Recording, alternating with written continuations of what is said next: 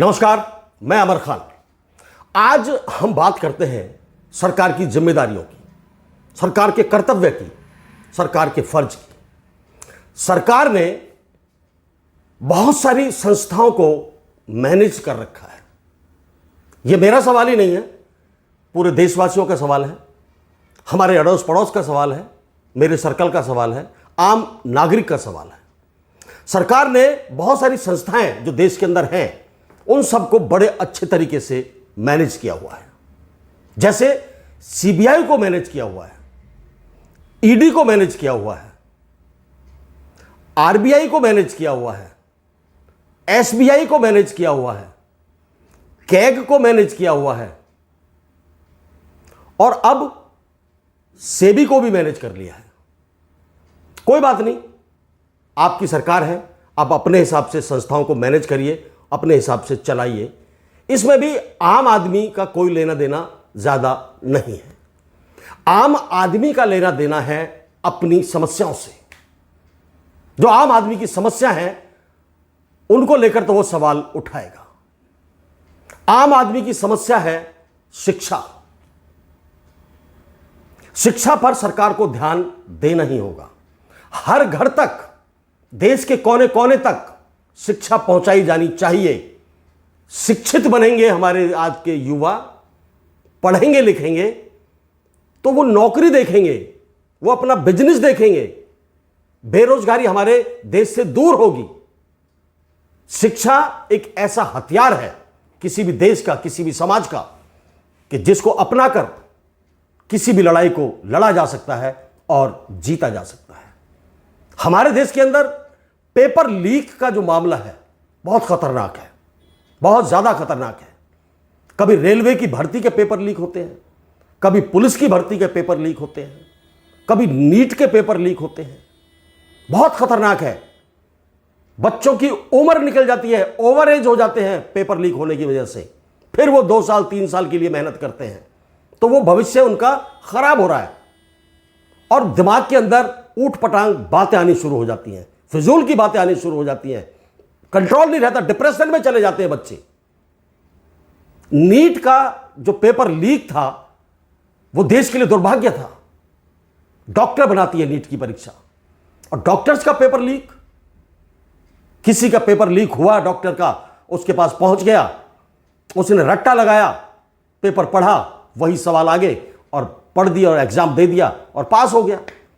वही डॉक्टर जाकर क्या कैंसर का इलाज कर सकता है? वही डॉक्टर जाकर क्या किडनी का ऑपरेशन कर सकता है, हार्ट सर्जरी कर सकता है, जिसने उसके बारे में पढ़ा ही नहीं? पेपर लीक का तो यही मतलब है। क्या आपके सामने कुछ सवाल आ गए, आपको उनकी गहराइयों में जाने की जरूरत नहीं है, आप सवाल के रट्टा मारिए, पढ़िए और पेपर दे दीजिए और पास हो जाइए और डॉक्टर बनकर अस्पतालों में नौकरी शुरू कर दीजिए। क्या वो डॉक्टर मरीज के साथ इंसाफ कर सकता है जिसको उसकी बीमारी के बारे में पता ही नहीं है? नहीं कर सकता। एक बीमारी लेकर जाता है मरीज, एक, और अस्पताल में भर्ती जब होता है तो डॉक्टर 10 तरह के वो कराता है, 10 तरह के मर्ज उनको बताता है, 10 तरह के रोग बताता है और फिर सब रोगों के चेक होते हैं। सब जितने भी मर्ज डॉक्टर को बताए गए हैं उनके चेकअप होते हैं। चेकअप करा के इसका चेकअप होगा, उसका टेस्ट होगा, दुनिया भर के टेस्ट मरीज के परिवार के ऊपर लाद दिए जाते हैं। मजबूरी में वो चेकअप कराते हैं, टेस्ट कराते हैं और दुनिया भर की बीमारियां निकालकर उसके सामने खड़ी कर दी जाती हैं।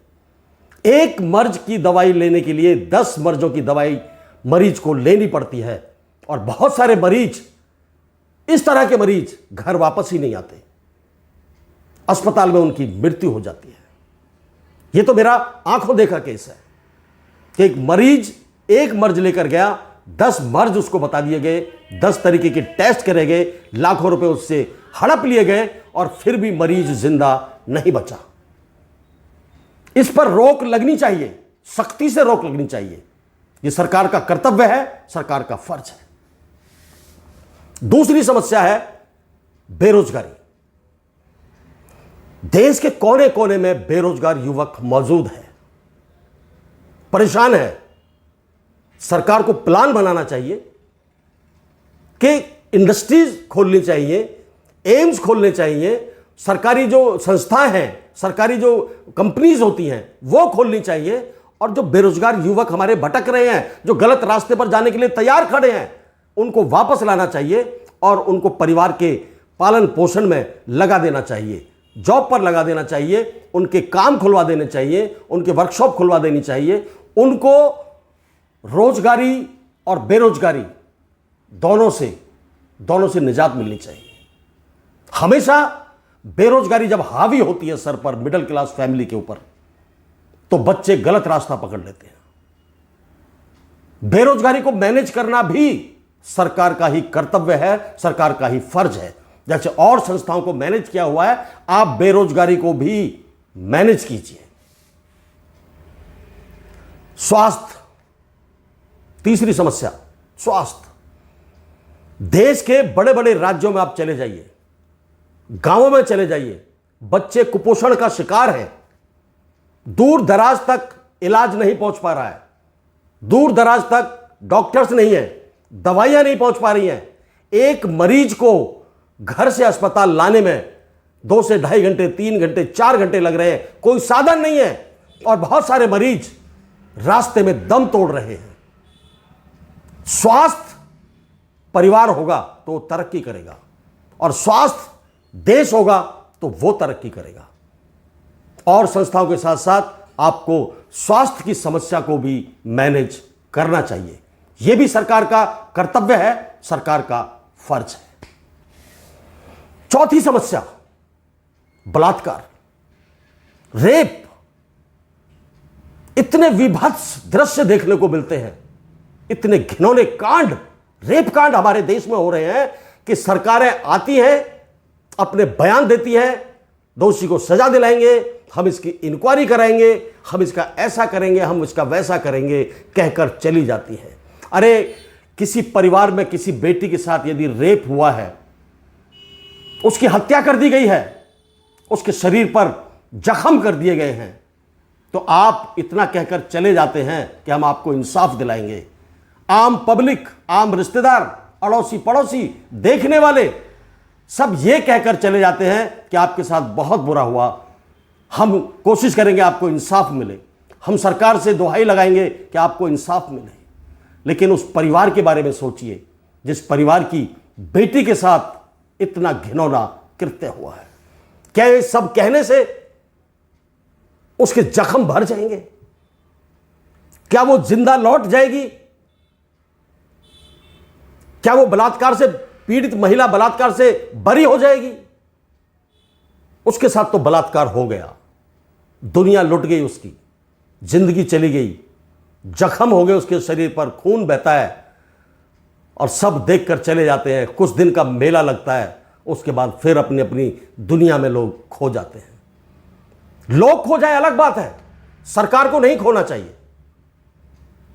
सरकार को ऐसी घिनौनी समस्याओं का हल निकालना चाहिए, चाहे वो सख्त से सख्त कानून के तहत निकले, सख्त से सख्त दंड देने के तहत निकले।